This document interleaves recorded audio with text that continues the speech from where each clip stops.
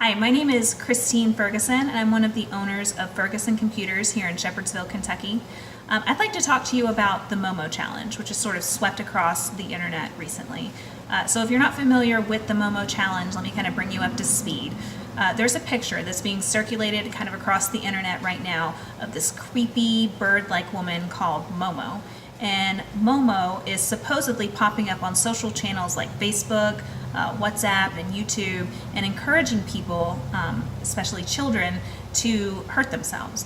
So there have been reports of children who have followed through with the challenge and have performed acts of self-harm, and there's even been warnings that have been issued by schools and by police stations, just sort of urging parents to be aware of this viral trend. So let me be really clear with you. The Momo Challenge has been vastly overblown.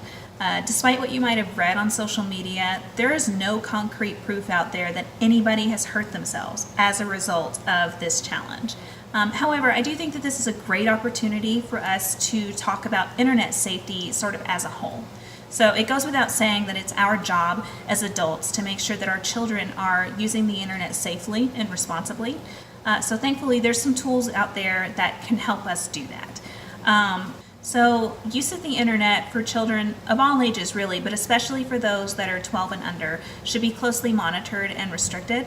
There are apps out there that will allow you to control the apps that your children are allowed to download and use on their device. You can also set time limits on the devices so that your children can only use them within certain hours of the day, say from 6 to 7 o'clock at night, or on certain days, so maybe they're only allowed to access the device over the weekend, or they can put a cap on the amount of hours that your children spend on the device. So maybe you give them a maximum of 2 hours of screen time per day. So those are different ways that you can control how your children are using their devices.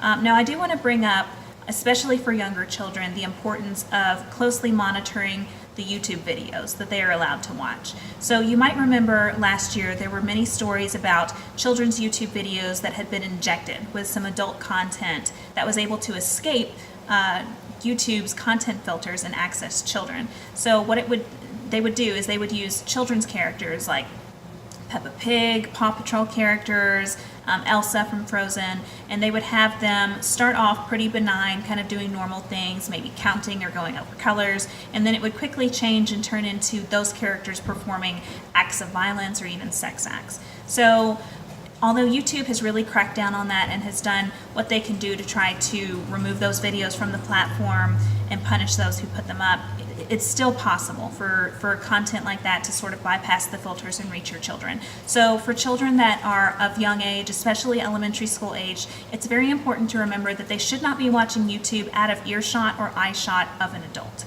So to sort of sum it all up for you, don't get too caught up in the Momo Challenge specifically. Instead, try to think about and focus on internet safety as a whole, and think about the processes that you have in place to make sure that your children are using the internet responsibly. So if you have any questions or further discussion for anything I've talked about in the video, please leave me a message in the comments. But for now, that's all I have. Thanks so much.